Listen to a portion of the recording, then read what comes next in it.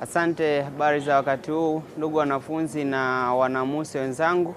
Kwa jina naitwa Mgema Musa Konstantini, ni rais wa jumuiya ya wanafunzi kwa mwaka wa masomo 2025-2026, ambapo ndipo naenda kuachia kijiti hiki kukabidhi serikali inayokuja. Na siku ya leo ya tarehe 1 Juni ni siku ambayo tunaendelea na zoezi la uchaguzi.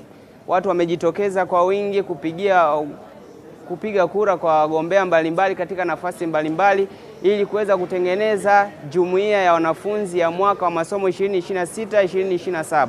Tukiangalia watu wamejitokeza kwa wingi, hii inaonyesha ya kwamba ushindani ulikuwa ni mkubwa na viongozi watakao kuja kupatikana ni viongozi ambao wana ushawishi mkubwa kwa wanafunzi. Kwa hiyo ni matumaini yangu ya kwamba viongozi watakaopatikana watakuwa ni wenye weledi na wenye uzoefu mkubwa sana, watakaoenda kuifanya kazi kubwa ya serikali ya wanafunzi ili kuhakikisha daruso inafika katika level za juu. Inawezekana nimekomea sehemu fulani, lakini nina matumaini ya kwamba serikali itakayokuja itafanya zaidi kuanzia pale nilipokomea.